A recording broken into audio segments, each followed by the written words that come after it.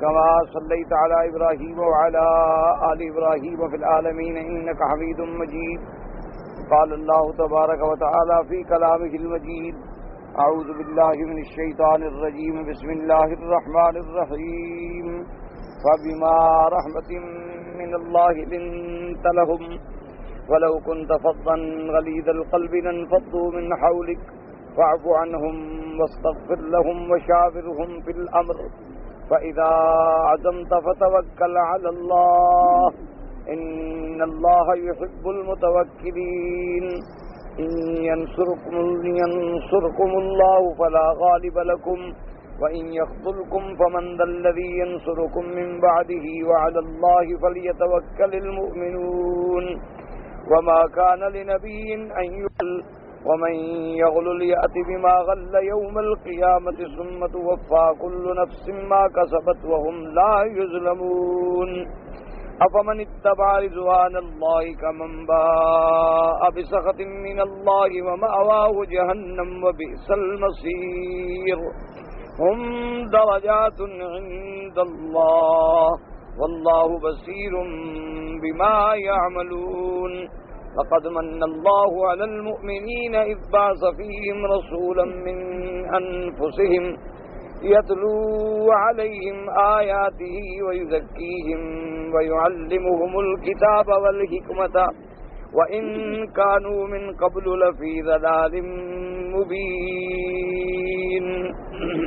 اللہ تبارک و تعالی نے کلام مقدس کی ان آیات مبارکہ میں اس سے پہلے تو یہ حکم دیا گیا کہ ایمان والو تم کافروں کا تشابہ اختیار نہ کرو،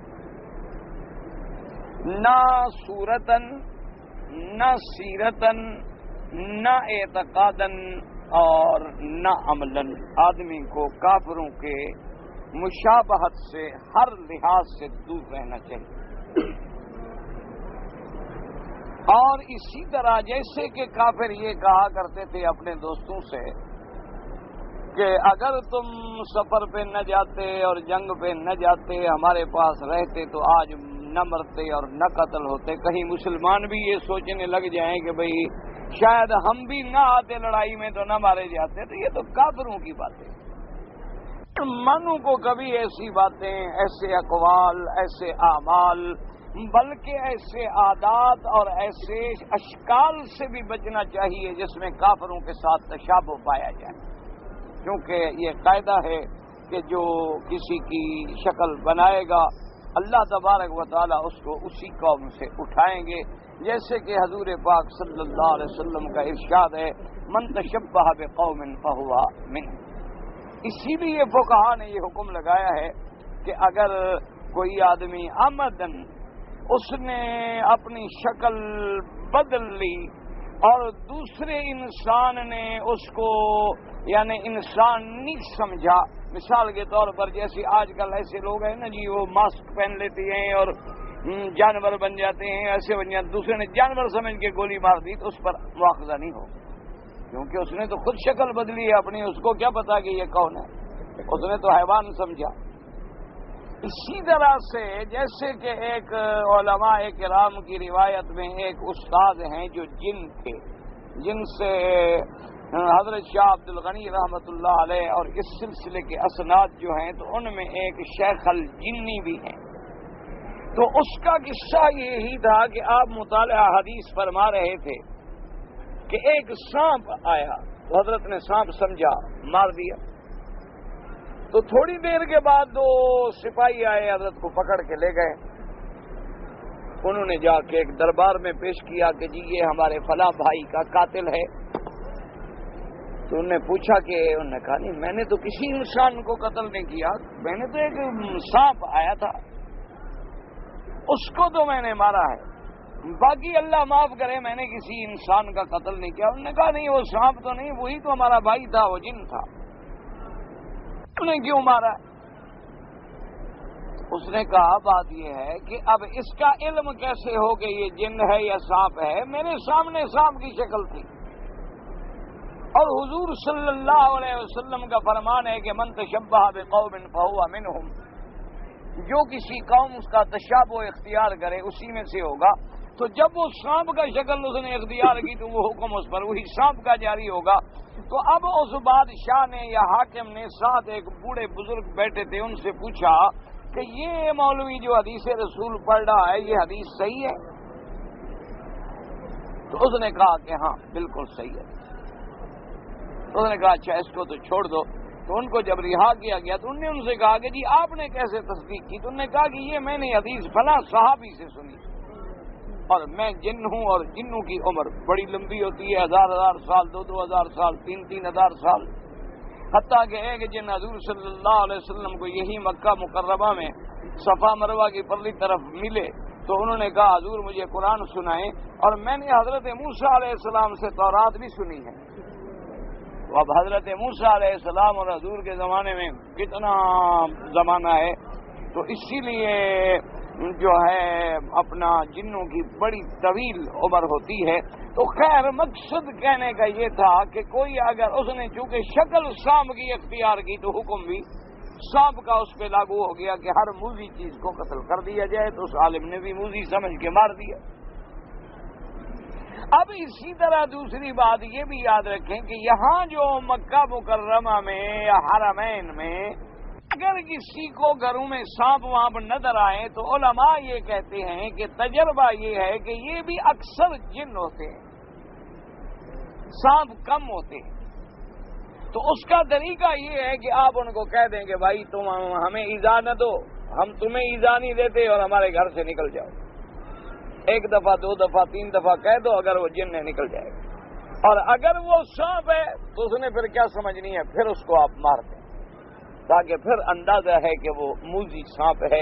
کیونکہ جنات کو اللہ نے اشکال کے تبدیل کرنے کا بھی یعنی ان کو ایک دیا ہے کہ وہ جو شکل چاہیں بدل لیتی ہیں. انسان بن گئے, جانور بن گئے, سانپ بن گئے, بکری بن گئے, کچھ بن گئے, تو تبدیلیاں ہوتی ہیں. لیکن جب شکل تبدیل کی تو حکم وہی لگ گیا. اس لیے حکم ہے کہ اللہ تبارک و تعالی رحمت فرمائے کہ انسان جو ہے وہ کسی کی تشابہ جو ہے اختیار نہ کرے. بہت سارے یورپ میں لوگ جاتے ہیں نا جی, اللہ معاف کرے. اچھا اب یہ ہے کہ کبھی کبھی اسپتالوں میں بعض لوگ جو ہیں وہ مر جاتے ہیں, تو ہمیں بعض دوستوں نے بتلایا کہ اب وہ اس کے ساتھ وارث کوئی ہے نہیں. تو اس کی اتفاق ایسا ہوتا ہے کہ ایکسیڈنٹ میں مر گیا بیچارہ, تو کاغذات بھی نہیں ہیں. تو اب کپڑے دیکھتے ہیں تو وہی انگریزی سوٹ پہنا ہوا ہے. تو کئی مسلمانوں کو انہوں نے عیسائیوں کے قبرستان میں دفن کر دیا کہ یہ بھی شاید کوئی انگریز ہوگا, کیونکہ کپڑے تو ہمارے جیسے ہیں, لباس تو ہم جیسے ہیں. اب کیسے فیصلہ کریں گے یہ کون ہے؟ کہ آدمی فیصلہ تو ایک شکل سے ہوتا ہے, ایک سیرت سے ہوتا ہے, ایک وردی سے آدمی پہچانا جاتا ہے کہ یہ پولیس والا ہے, یہ رینجر والا ہے, یہ فوج والا ہے. اسی طرح ہر آدمی اپنے لباس سے پہچانا جاتا ہے یہودی ہے, نصرانی ہے یا مسلمان ہے. اللہ تبارک و تعالیٰ نے ہر قوم کے لیے ایک حیت اختیار کی ہے. آج بھی دیکھیں یہودی دور سے آپ کو نظر آئے گا یہودی, یعنی کوئی شبہ ہونے کا سوال ہی پیدا نہیں ہوتا, فوراً اپنے لباس سے پہچانا جائے گا. اچھا اسی طرح ہندو اگر اپنے صحیح لباس میں ہو, ہندوؤں میں ایک منٹ میں پہچانا جائے گا کہ دھوتی ہے اور یہ ہے اور گلے میں اس کے وہ جنیو سا ڈالا ہوا ہے اور اس کی شکل ہی اپنا ہے, لباس ہی اپنا. اسی طرح سکھ آپ دور سے دیکھیں پہچانا جائے گا, اس کے بال کیسی ہیں, پگڑی کیسی ہے. تو کسی قوم نے اپنا شعار نہیں بدلا. ایک مسلمان ایسا رنگیلا ہے ماشاءاللہ سب میں ملا ہوا ہے, اس کا کوئی پتہ نہیں لگا. یہ حزب الرحمان میں بھی ہے اور حزب الشیطان میں بھی ہے. یہ سمجھتا ہے کہ خدا کو بھی میں راضی کر رہا ہوں اور شیطان سے بھی دوستی نہ ٹوٹے. اس کا تعلق جو ہے سب سے ہے. یہ ہر مذہب میں رنگا ہوا ہے. تعزیہ آ جائے تو یہ رو رہا ہے, حضرت حسین کی منقبت پڑھ رہا, اور اگر صحابہ کی شان بیان کی جائے تو سبحان اللہ صدیق و عمر پہ بھی یہ قربان ہے. اللہ کی توحید بیان کی جائے تو سبحان اللہ وحدہ لا شریک لا کا یہ قائل ہے. قبریں آ جائیں تو سب سے پہلے یہ سجدہ کرتا ہے. یہ کوئی عجیب قوم ہے. اللہ ہدایت کے فیصلے فرمائے. اللہ تبارک و تعالی سب کے لیے ہدایتیں اب مقدر فرما دے, ورنہ حال ہمارا ایسا ہو گیا ہے کہ ہر محفل میں یعنی قوالی کی محفل ہو وہاں بھی دیکھ لو لاکھوں مسلمان آ جائیں، کسی گانے والے طوائف کو بلا لو وہاں 2 لاکھ اکٹھا ہو جائے، اور کسی جگہ میلاد کر لو جھنڈے لگا لو وہاں بھی 2 لاکھ آدمی ہیں۔ اس کا کیا علاج ہے؟ آپ ہمیں بتائیں، اس کا کوئی کیا فیصلہ کرے کہ یہ کون ہیں؟ تو اس لیے بہرحال ایک حکم ہمیں یہ دیا گیا اور دوسرا یہ سمجھا دیا گیا کہ موت مقرر ہے، مرنا ہم نے یقیناً ہے، تو پھر اچھی موت کیوں نہ مرے، پھر ڈرنے کی کیا ضرورت؟ اور یہ بھی ہمیں سمجھا دیا گیا کہ ہم سب نے اللہ کی طرف لوٹنا ہے، جب لوٹنا اسی کی طرف ہے تو اس کے حکم پہ چلیں تاکہ قیامت میں ہمارے ساتھ خیر کا معاملہ بس۔ اب اس آیت میں اللہ نے فرمایا فَبِمَا رَحْمَةٍ مِّنَ اللَّهِ لِنتَ لَهُمْ، میرے مدنی صلی اللہ علیہ وسلم کیسے انداز خطاب دیکھیں، فَبِمَا رَحْمَةٍ، حضور صلی اللہ علیہ وسلم کو خطاب کہ میرے محمد مصطفیٰ صلی اللہ علیہ وسلم، آپ کی یہ نرمی، آپ کا یہ حلم، آپ کی یہ مہربانیاں، آپ کی یہ شفقت و مودت ہی تو ہے جس نے صحابہ کو سب کو آپ کا غلام بنایا ہوا ہے، اور یہ آپ کی ذاتی چیز نہیں بلکہ برحمت، اللہ کی رحمت سے ہے۔ فَبِمَا رَحْمَةٍ مِّنَ اللَّهِ، آپ میں جو صفات کمال ہیں سب اللہ کی رحمت ہے۔ میرا مدنی، آپ صفات کمال کا مجموعہ ہے، دنیا کا کوئی کمال نہیں ہے جو میرے محمد پاک میں نہ ہو۔ باعتبار کمال کے دیکھو تو نمونہ ہیں، باعتبار جمال کو دیکھو تو نمونہ ہیں، باعتبار نوال کو دیکھیں تو نمونہ ہیں، لیکن یہ ساری خوبیاں میرا مدنی میں نے ہی تو رحمت ڈالی، یہ میری رحمت ہی تو ہے کہ ہم نے آپ کو ایسا بنایا ہے، اور رحمت نہ کرا ہے جو عظمت رحمت میں دلالت کر رہا ہے۔ فَبِمَا رَحْمَةٍ مِّنَ اللَّهِ لِنتَ لَهُمْ وَلَوْ كُنْتَ فَظًّا غَلِيظَ الْقَلْبِ لَانفَضُّوا مِنْ حَوْلِكَ، اگر آپ ہوتے سخت روح، اگر آپ ہوتے ترش روح، اگر آپ ہوتے سخت گیر تو آپ سے یہ قریب رہنے والے بھی دور ہو جاتے، بھاگ جاتے۔ تو اللہ نے حکم دیا کہ میرے پاک نبی صلی اللہ علیہ وسلم، اور اس میں اشارہ تھا، کیوں وجہ یہ تھی کہ یاد رکھیں کہ جنگ احد میں کتنی بڑی بات ہوئی، صحابہ سے غلطی ہوئی، اللہ نے ان پہ غموں کے پہاڑ توڑ ڈالے، اور پھر جب صحابہ سے غلطی ہو گئی تو لازمی بات تھی کہ حضور پاک بھی ناراض ہوتے، کیونکہ ان کی غلطی کی وجہ سے تو حضور کے دندان مبارک شہید ہوئے، ان کی غلطی کی وجہ سے تو صحابہ شہید ہوئے، ان کی غلطی کی وجہ سے تو فتح شکست میں بدل گئی، تو لازمی بات تھی کہ حضور پاک ان سے ناراض ہوتے، ان پہ غصہ فرماتے، ان سے روٹھ جاتے، ان سے اظہار ناراضگی فرماتے۔ اللہ نے فرمایا نہ میرا مدنی، تیرے صحابہ سے غلطی ہوئی ہے، ہم نے اسی وقت ان کا تکلیفیں ڈال کے ان کو پاک کر دیا ہے، اور پھر ہم نے فیصلہ کر دیا ہے کہ وَلَقَدْ عَفَا اللَّهُ عَنْهُمْ، ہم نے ان کو معاف کر دیا ہے۔ تو جب ہم نے معاف کر دیا ہے تو آپ بھی ان کو معاف کر دیں، اور آپ بھی ان کے ساتھ مہربانی کا معاملہ فرمائیں۔ اس لیے فرماتے ہیں فَبِمَا رَحْمَةٍ مِّنَ اللَّهِ لِنتَ لَهُمْ وَلَوْ كُنْتَ فَظًّا غَلِيظَ الْقَلْبِ لَانفَضُّوا مِنْ حَوْلِكَ فَاعْفُ عَنْهُمْ، آپ بھی ان کو معاف کر دیں، اور صرف معاف نہ کریں بلکہ معاف کرنے کے بعد ان کی خیر خواہی بھی کریں، ان کی خیر خواہی بھی کریں کہ وَاسْتَغْفِرْ لَهُمْ، اللہ تبارک و تعالیٰ سے ان کے لیے بخشش مانگیں، آخرت کی کامرانی مانگیں، صرف یہ نہیں کہ چلو جی ہم نے معاف کر دیا، معاف تو کر دیا لیکن معاف کرنے کے بعد ان کے لیے دعائیں کریں، ان کے لیے مغفرت اللہ سے طلب کریں، اور صرف اتنا نہیں کہ معاف بھی کر دیا، خیر خواہی بھی کر دی، نہ میرا مدنی ان کا مقام جو ہے وَشَاوِرْهُمْ فِي الْأَمْرِ، ان کو اپنے مشورے میں بھی شریک رکھیں تاکہ ان کو احساس بھی ہو کہ ہمیں اپنے مرتبے سے ہٹا نہیں دیا گیا، ہمیں اپنے عہدے سے معزول نہیں کر دیا گیا۔ فَشَاوِرْهُمْ فِي الْأَمْرِ فَإِذَا عَزَمْتَ فَتَوَكَّلْ عَلَى اللَّهِ، اور جب مشورے کے بعد آپ ایک فیصلہ کر لیں، ایک عزم کر لیں تو بس اب اللہ پہ توکل کریں.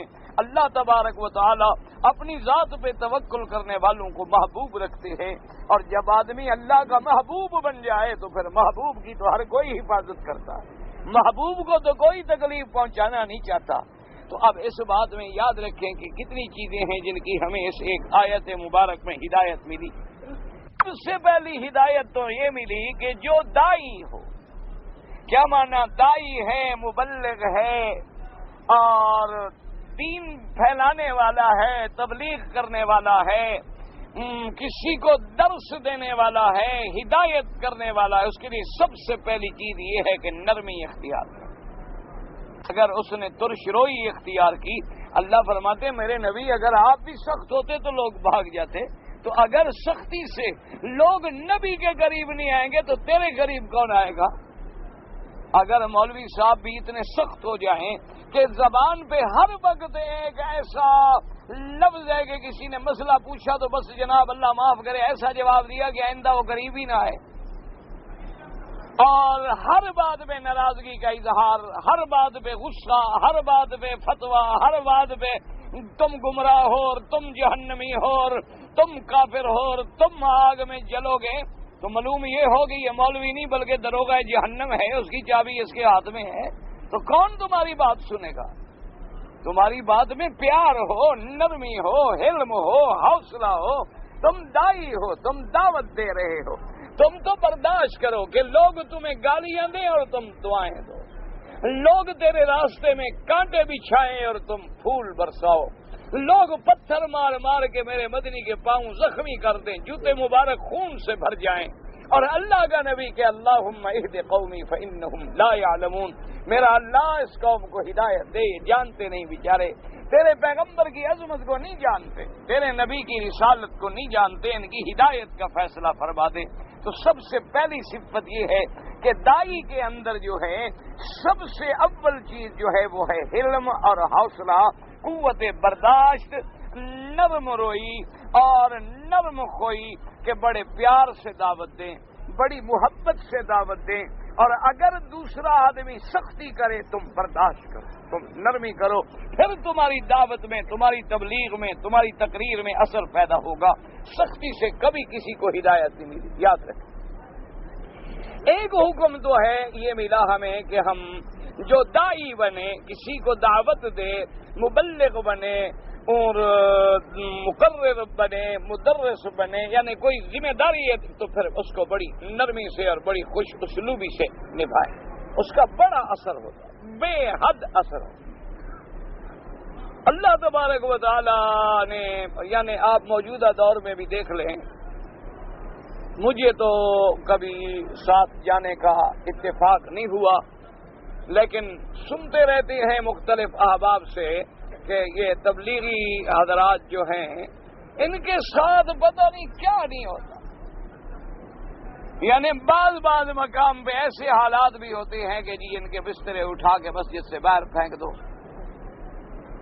گالیاں دو اور جو مرضی آئے کرو، لیکن وہ پیار سے معاملہ کرتے ہیں، اور آج اسی کی وجہ ہے کہ پوری دنیا میں اللہ کی رحمت سے دین کا کام ہو رہا ہے. کوئی مانے نہ مانے، سب تو کوئی بھی نہیں مانتے نبیوں، عام آدمی کی کون مان لے گا؟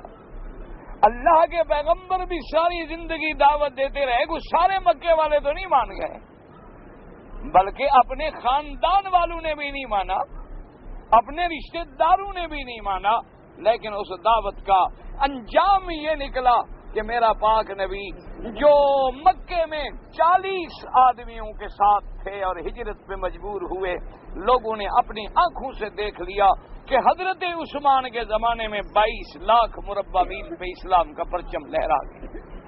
تو دعوت کے لیے یہ برداشت بڑی ضروری کہ آدمی بالکل ٹھنڈے دل کے ساتھ جو ہے بڑی حوصلے کے ساتھ برداشت. ایک بات یہ ہے. دوسری ہدایت کیا ملی ہے؟ فاعف عنہم، اگر ساتھیوں سے غلطی ہو جائے تو معاف کر.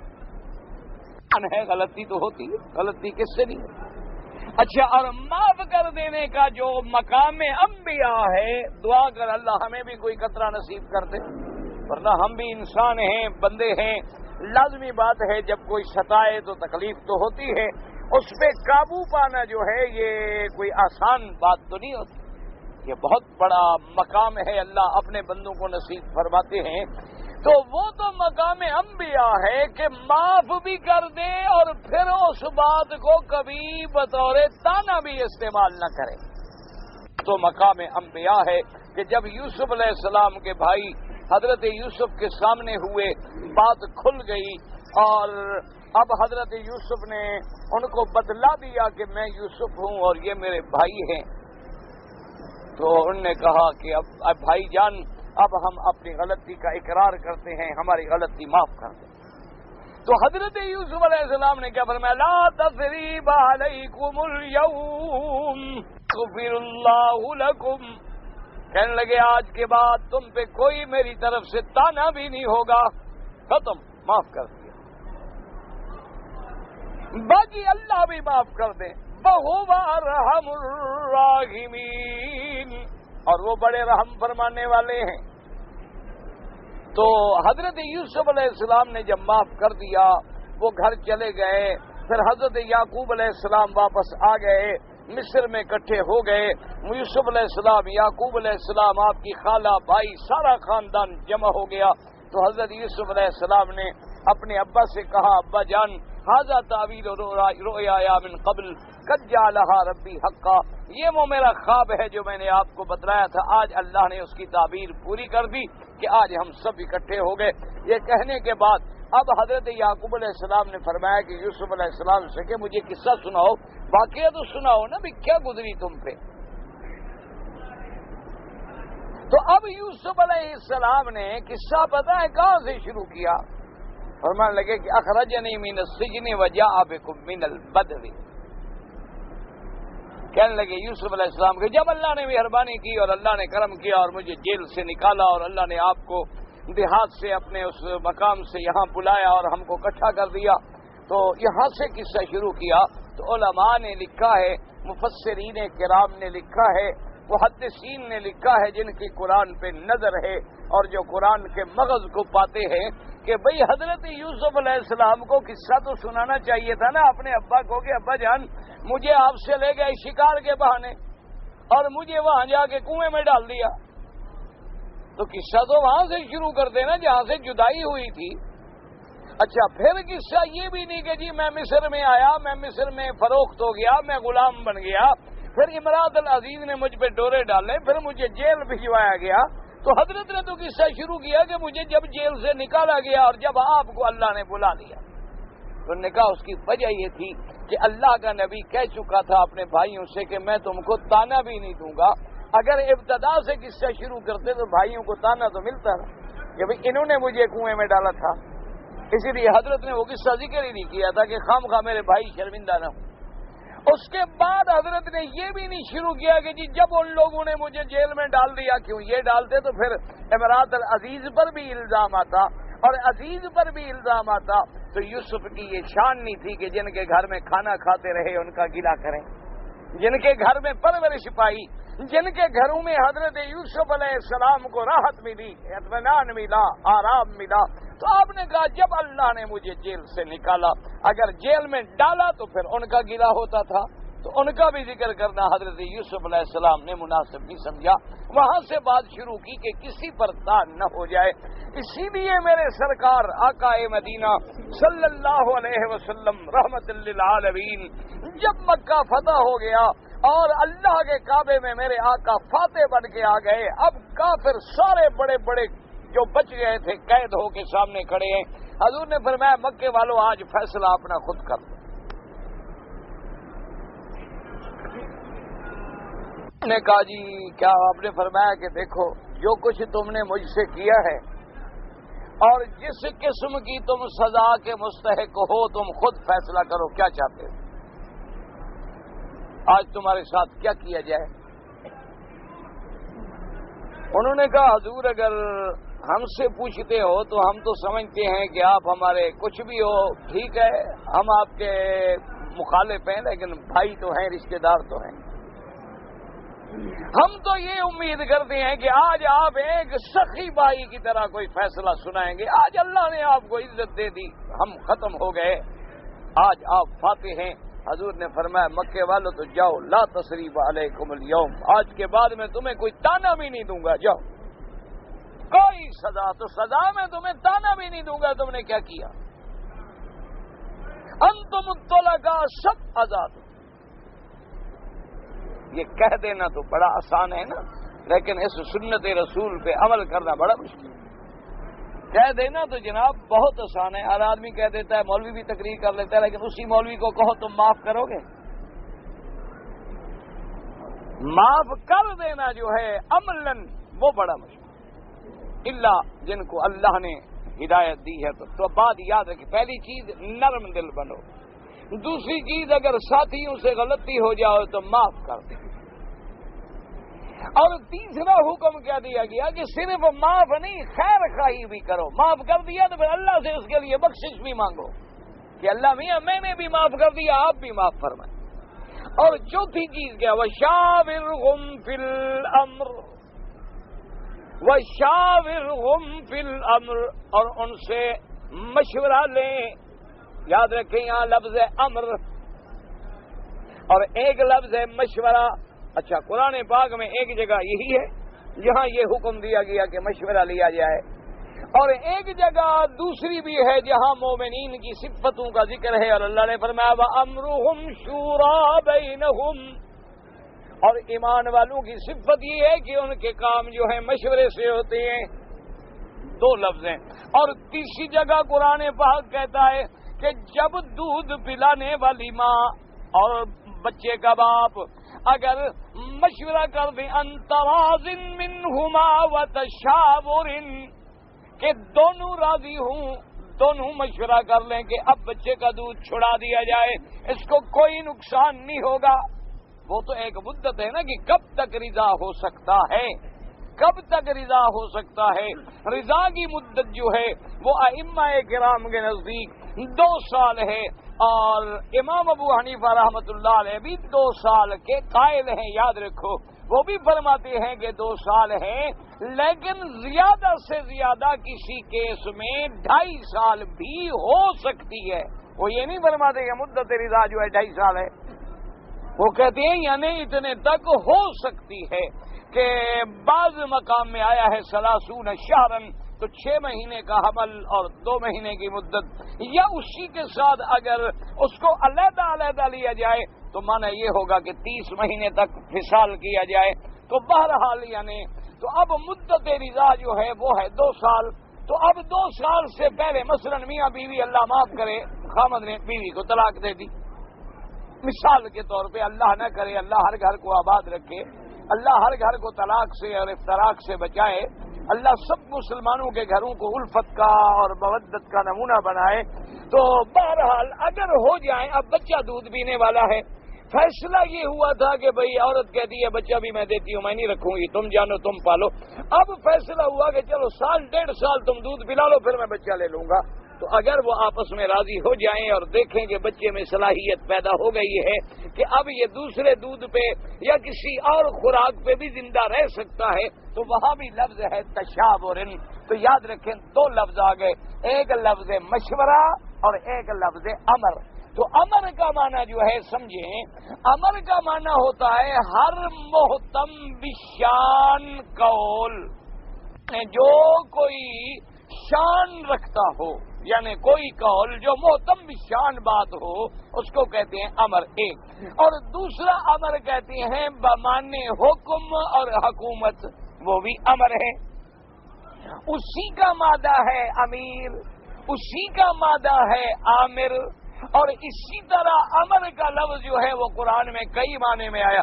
یسألونک عن الروح قل الروح من امر ربی, اور کہیں آتا ہے قل ان الامر کلہ للہ, اور کہیں آتا ہے الیہ یرجع الامر کلہ. قرآن پاک میں کئی قل لو کان لنا من الامر من شیء, تو کئی مقام پہ آیا ہے.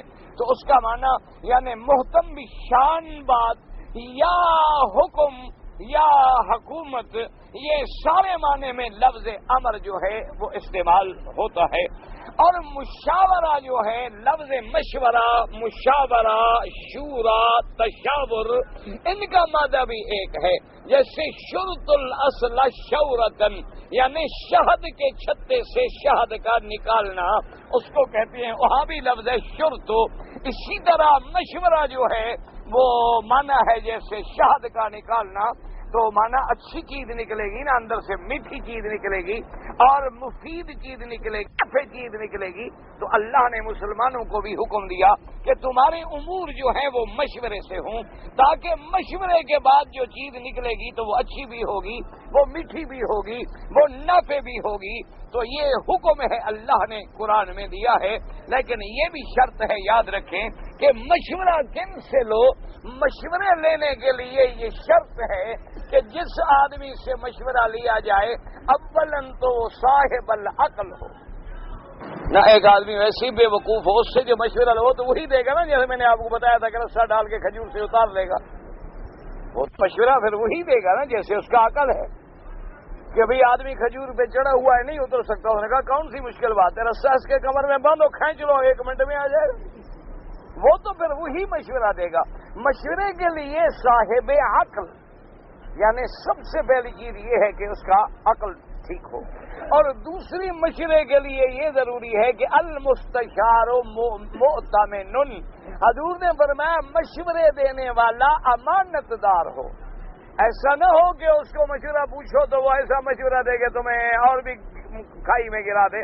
اذا کان الامام غراب قوم سیہدیہم طریق الحالقین، جیسے کسی شاعر نے لکھا ہے نا کہ جب تم کسی کوے کو اپنا امام بنا لو گے تو کہاں لے جائے گا؟ وہیں جہاں وہ رہتا ہے، اس نے تو اپنے ٹھکانے پہ لے جانا ہے نا، تو پھر نتیجہ کیا نکلے گا کہ تم بھی ہلاک و برباد ہو جاؤ گے۔ تو مستشار جو ہے وہ مؤتمن ہوتا ہے، اور مستشار کے لیے جو ہے ارباب حل و عقد، یعنی وہ لوگ جو بندگی میں، امانت میں، دیانت میں، صلابت میں، ہر چیز میں ایک مقام رکھتے ہوں، ان سے مشورہ لیا جائے گا۔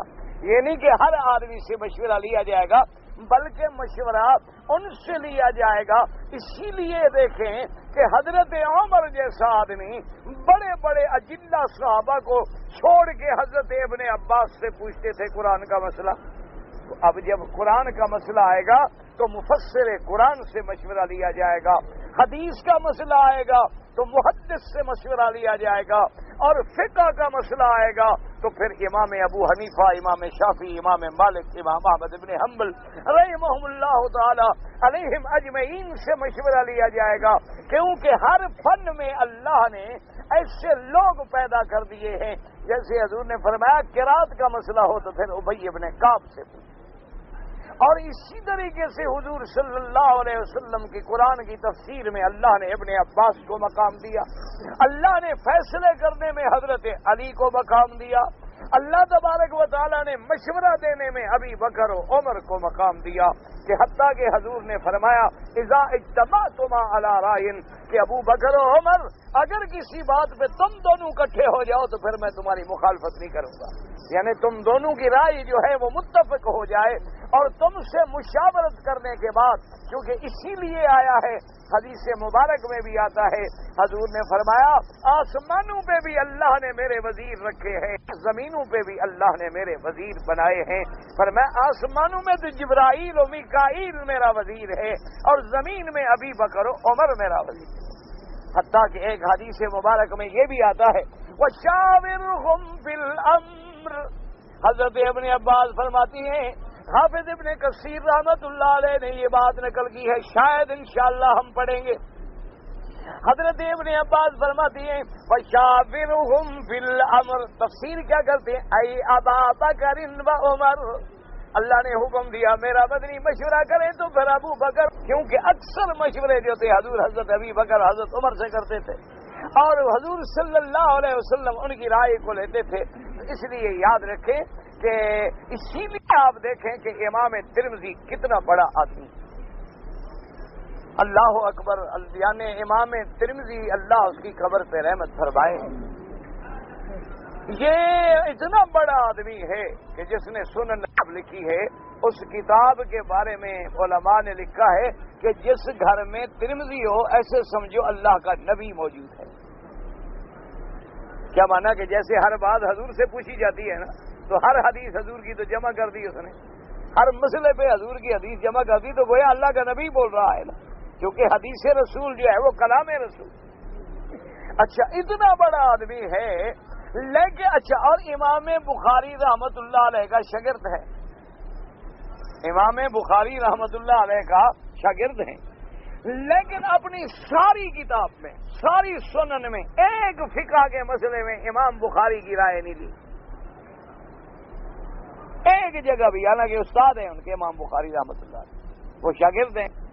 جہاں حدیث کا مسئلہ آیا تو لکھیں گے قال محمد بن اسماعیل، یہاں یا کبھی کبھی اتنا لکھ دیتے ہیں قال محمد، تو مراد کیا ہوتا ہے؟ محمد بن اسماعیل بن ابراہیم بن المغیرہ الجوفی البخاری رحمہ اللہ تعالی، تو مراد امام بخاری ہوتے ہیں، لیکن مختصر لکھ دیتی ہیں جہاں کوئی پوچھنا ہونا کہ حضرت اس سند کے بارے میں، اس راوی کے بارے میں کیا فرمان ہے، تو وہاں لکھے گا کہ میرے استاد امام بخاری نے یہ کہا تھا کہ یہ راوی ٹھیک نہیں ہے یا یہ راوی ثقہ ہے، یعنی جہاں اسماء الرجال کی ضرورت پڑی، جہاں سند کی صیغت و ضعف کے فیصلے کا ضرورت پڑی، تو امام ترمذی نے امام بخاری کی رائے لے لی، لیکن فقہی مسئلے میں نہیں لی۔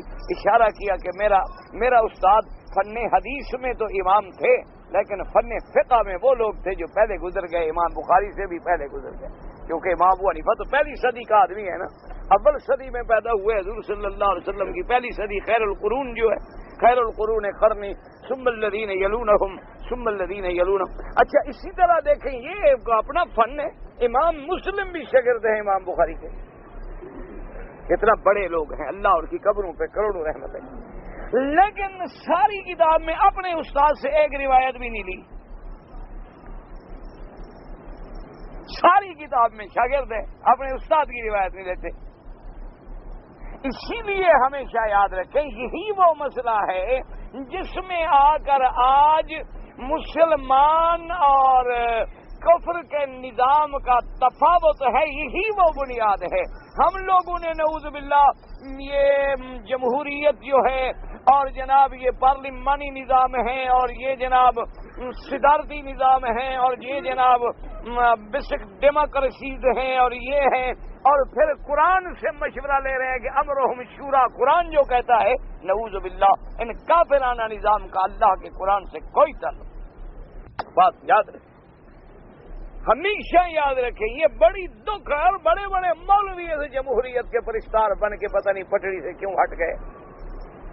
بہرحال ہم تو ان کے لیے بھی دعا کر سکتے ہیں کہ اللہ ان کو بھی ہدایت دے۔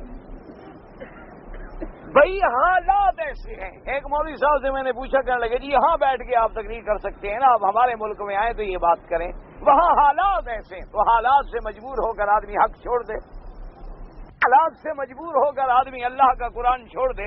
آج چلو فیصلہ کر دیں، چلو اسی درس میں دیکھ لو داڑھی والے کتنے ہیں، بغیر داڑھی والے کتنے ہیں، تو اگر بغیر داڑھی والوں کے ووٹ زیادہ ہو جائیں تو ہم داڑھی مڑا دیں؟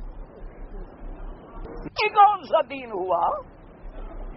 یہ کہاں کا اسلام ہے اور کہاں کا ایمان ہے؟ اور یاد رکھو مشورہ کس بات میں ہوگا؟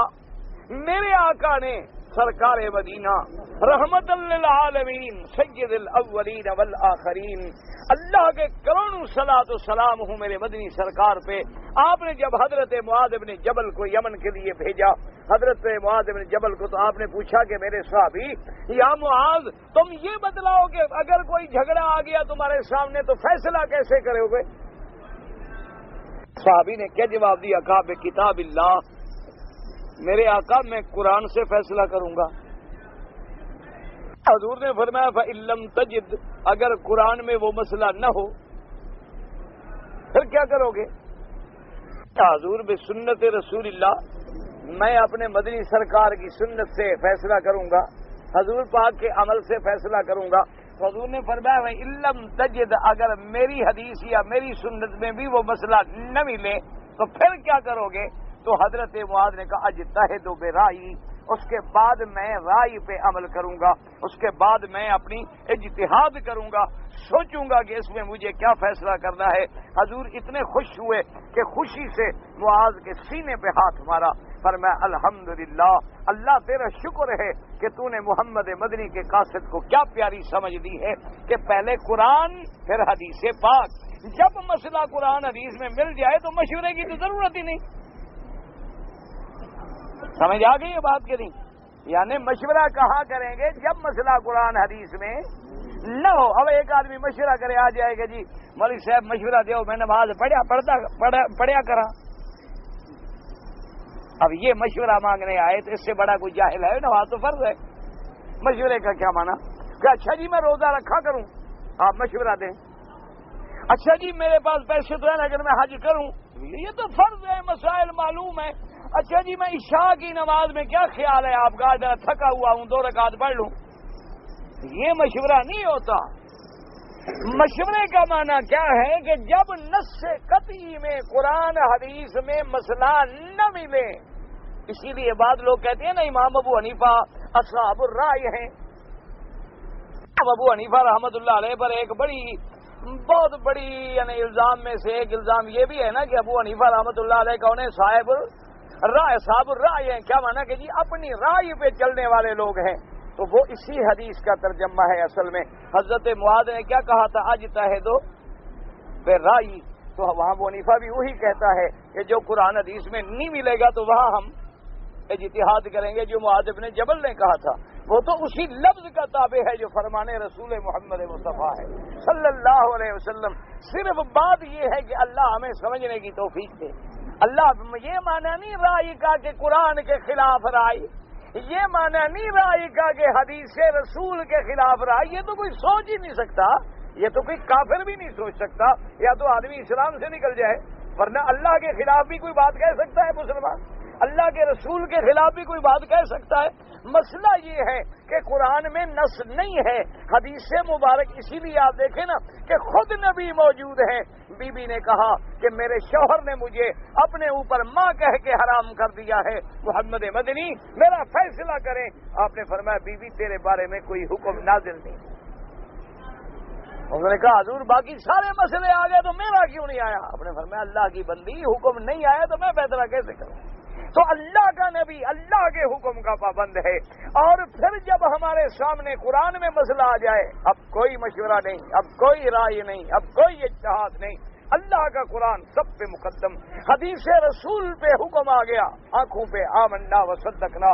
مشورہ کہاں ہوگا کہ قرآن میں حکم نہیں ملا، حدیث پاک میں حکم نہیں ملا، یا حدیث میں ملا لیکن 2 حدیثیں ملی، اس میں حکم ملا لیکن ہمیں حدیثیں مل گئیں 2۔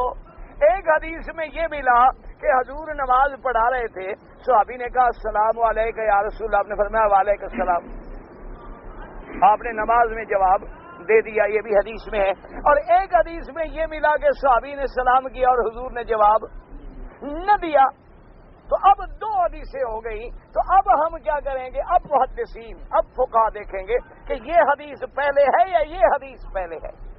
تو اب انہوں نے دیکھ لیا کہ سلام دینے والی حدیث پہلے ہے اور نہ دینے والی بعد میں ہے، تو بعد والی جو ہے وہ پہلی حدیث کی ناسخ بن گئی۔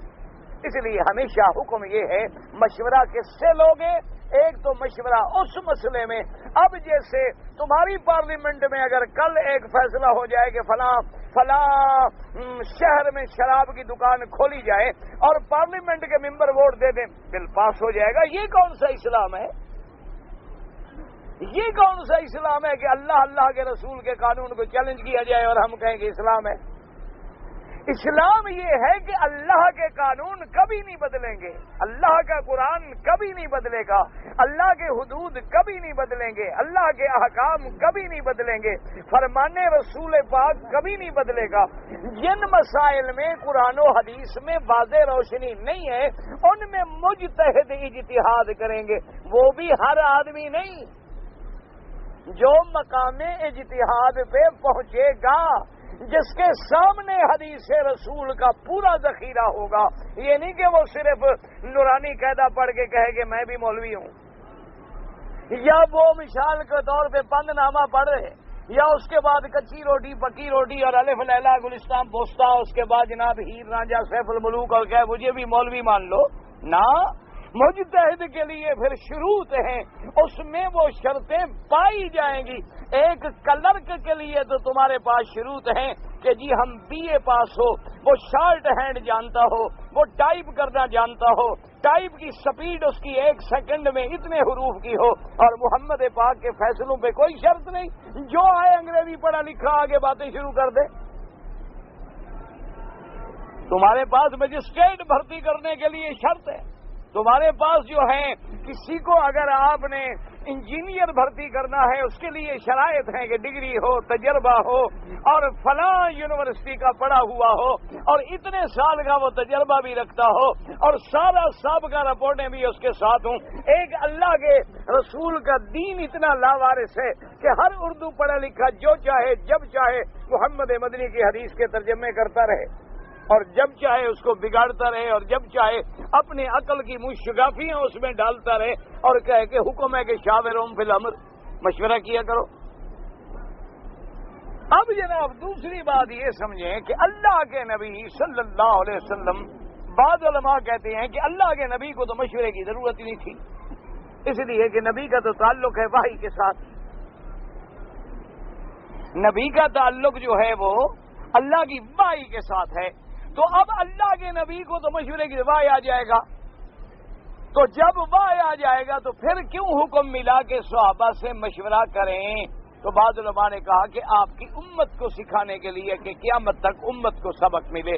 جیسے اللہ چاہتے تو سارے آسمان زمین کو 1 سیکنڈ میں پیدا فرما دیتے، لیکن اللہ نے 6 دنوں میں پیدا فرمایا تاکہ بندوں کو سبق ملے کہ ہر کام طریقے سے کریں، تأنی سے کریں، علم سے کریں، حوصلے سے کریں، تب اس میں پائیداری ہوگی، ورنہ اللہ تو کن کہتے اور سارا کچھ بن جاتا، کوئی مشکل بھی نہ تھی۔ لیکن خلق السماوات والارض وما بینہما فی 6 ایام، اللہ نے 6 دن کیوں لگائے؟ اس میں بھی اللہ کی حکمتیں تھیں۔ تو انہوں نے کہا اصل میں تعلیم امت کو دینی تھی، ورنہ اللہ کے نبی کو تو مشورے کی کوئی ایسی ضرورت نہیں۔ بعض علماء نے فرمایا کہ نہیں، اگر اللہ کے نبی کو مشورے کی ضرورت نہیں تھی اور صحابہ بھی یہ بات سمجھتے تھے، تم سمجھ رہے ہو صحابہ بھی یہ سمجھتے تھے، تو پھر مشورے کی حیثیت ہی کیا رہ گئی؟ جب آپ کسی سے مشورہ لیں اور وہ کہے کہ جی ان کو ضرورت تو ہے نہیں، بس مجھے خوش کرنے کے لیے پوچھ رہے ہیں، تو آپ کہیں گے جی ٹھیک ہے آپ کی جو مرضی آئے کریں۔ مشورہ تو تب آپ دل سے دیں گے جب آپ کو یہ یقین ہو کہ مشورے لینے والے کو میرے مشورے کی ضرورت ہے اور میرے مشورے کو اہمیت بھی دے گا۔ اس لیے حضور پاک صلی اللہ علیہ وسلم کے بارے میں مفسرین کرام نے لکھا کہ اصل بات یہ ہے کہ جو حکم منسوس ہیں، جن میں وحی آ گئی، ان میں تو مشورے کی ضرورت نہیں ہے، لیکن جن مسائل میں وحی نہ آئے تو وہاں اللہ کا نبی بھی مشورے فرماتے ہیں، تب ہی تو مشورے کا کوئی مقام ہے اور مشورے کی کوئی اہمیت ہے اور مشورے کی کوئی عظمت ہے۔ اچھا اب آگے اللہ فرماتے ہیں کہ جب مشورہ کر لیں فَإِذَا عَزَمْتَ، فَإِذَا عَزَمْتَ، یہیں سے مسئلہ نکل گیا۔ تمہارے مشورے پارلیمنٹ میں کیا ہوتے ہیں کہ جی اکثریت کا ووٹ، 200 ممبر ہیں، اگر 101 نے بھی ووٹ دے دیا تو بل پاس، اور 101 نے مخالفت کی تو بل مسترد۔ تو یہاں قرآن یہ نہیں کہتا، قرآن یہ کہتا ہے فَإِذَا عَزَمْتَ، یہ امیر کے ہاتھ میں ہے، مشورہ تو سب سے لے لے، لیکن خود جب فیصلہ کر لے تو عمل اسی پہ کرے گا، چاہے مشورے کے خلاف بھی کر لے، وہ پابند نہیں، مشورہ لے گا۔ اب کوئی یہ کہے کہ جی امیر پھر اپنی منظی اس میں آمریت آ جائے گی، تو پہلے امیر کے اسلام نے شرائط رکھے ہیں کہ امیر بن کون سکتا ہے، تو جب امیر کے وہ شرائط موجود ہیں تو اس میں آمریت آنے کا کوئی سوال ہی پیدا نہیں ہوتا۔ تو اس لیے اللہ نے یہ نہیں کہا اذا عزمتم کہ پھر جب تم فیصلہ مشورہ کرنے کے بعد عزم کر لو، فرمایا نہ، مشورہ تو ان سے بھی کرو، فاذا عزمت، اور جب پھر آپ فیصلہ کر لیں، ایک عزم کر لیں، ارادہ کر لیں، فتوکل علی اللہ، اب اللہ پہ توکل کریں، اور اللہ تبارک و تعالی اپنی ذات پہ توکل کرنے والوں کو محبوب رکھتے ہیں۔ یہ بہت بڑا لفظ ہے محبوب، جیسے آتے ہیں نا واللہ یحب المحسنین یحب المتوکلین، تو جب بندہ اللہ کا محبوب بن جائے تو محبوب کو کوئی تکلیف ہونے دیتا ہے؟ اس سے بڑا کوئی مقام ہے کہ ہمارا محبوب خدا ہے، ہمارا محبوب مصطفیٰ ہے، لیکن اللہ فرماتے تم یہ صفتیں بنا لو تو تم میرے محبوب ہو۔ تو جب بندہ خدا کا محبوب بن جائے تو پھر اس کے بعد اور کون سا مرتبہ ہو سکتا ہے جو اسے ملے؟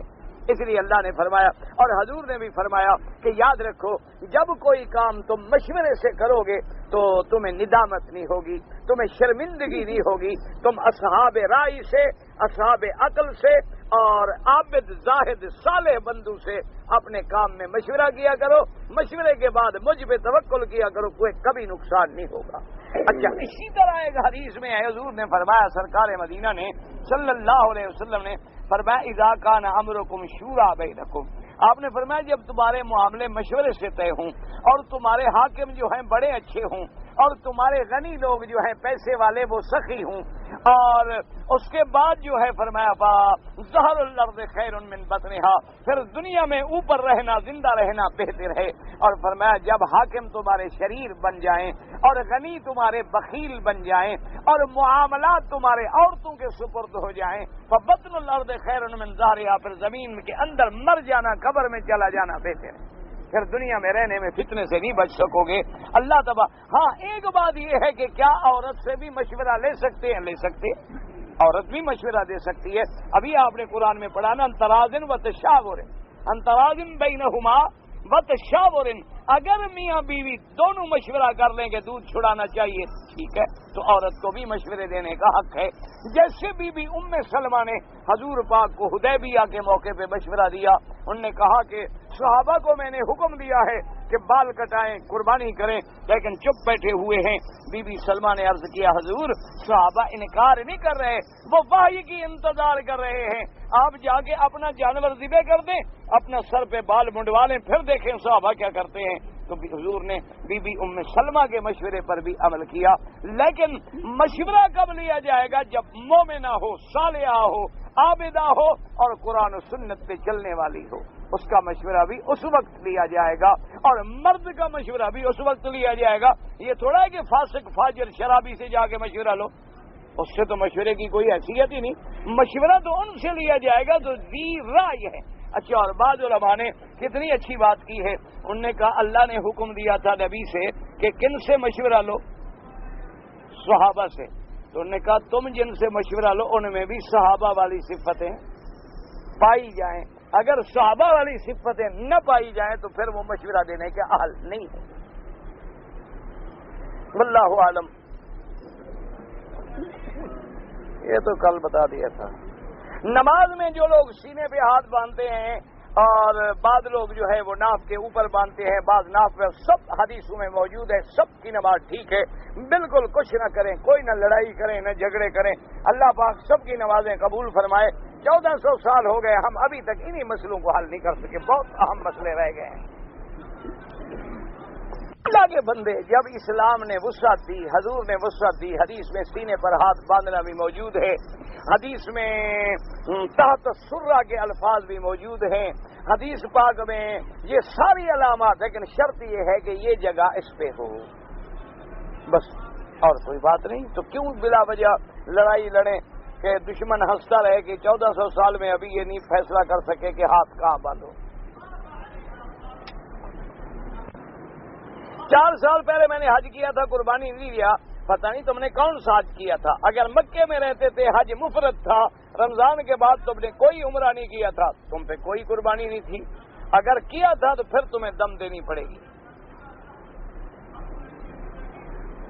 میرے دوست کی والدہ نے حج کیا، ہندوستان سے ٹور والوں کے ساتھ آئی تھی، یہاں اس نے اپنے بیٹے کے ساتھ حج کیا۔ اگر تو بوڑھی عورت تھی تو بہرحال حج تو ہو جائے گا، لیکن گناہ ہے، بغیر محرم کے سفر نہیں کرنا چاہیے۔ حضور پاک کی نماز جنازہ میں صفیں بنائے گی، تم اپنے جنازے کا فکر کرو کہ کوئی تمہارا پڑھے۔ محمد مدنی تو معصوم ہے، ان کو تیری دعا کی کوئی ضرورت ہے؟ 10 آدمی کھڑے ہو سکتے تھے، صفیں وہی بنی جو 10 آدمی حجرے میں آ سکے۔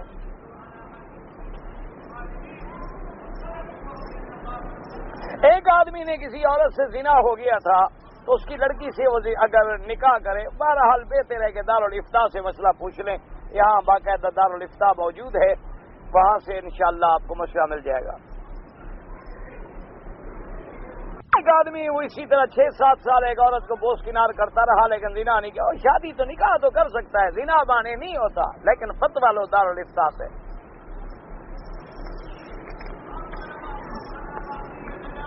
ایک عورت جو ہے اگر خون نہیں آتا لیکن پانی آتا رہتا ہے تو وہ تو سیلان الرحم ہے یا لیکوریا ہے، اس سے کوئی نہیں، نمازیں پڑھے، سب کچھ کرے، عمرہ کرے، حج کرے۔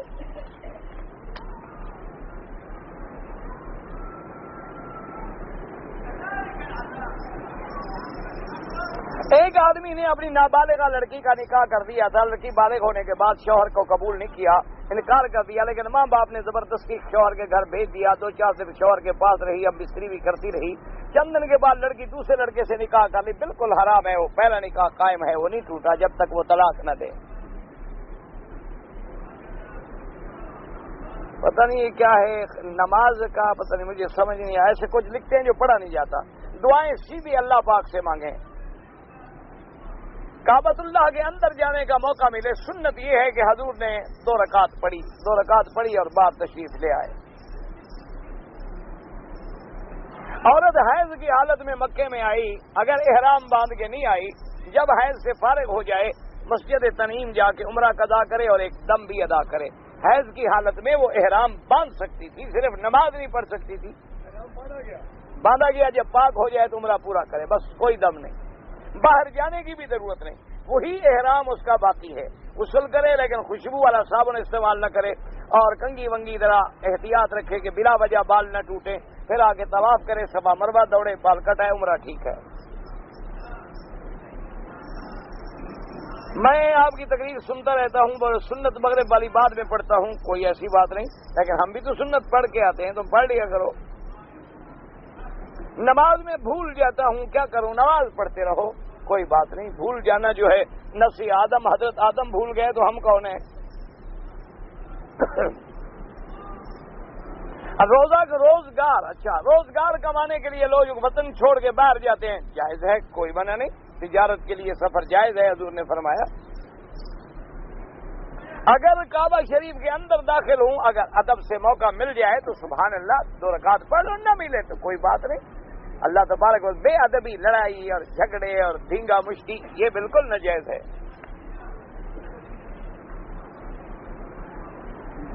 امام ابو حنیفہ رحمۃ اللہ علیہ کے مسلک پر ہم نماز پڑھتے ہیں، امام کے پیچھے فاتحہ پڑھیں نہیں، امام کا پڑھنا کافی ہے۔ اگر کوئی آدمی پڑھا رہا ہے تو وہاں جا کے السلام علیکم کہنا، اگر قرآن کی تعلیم ہو رہی ہے تو سلام نہ کہ وہ تو پہلے عبادت میں مصروف ہے۔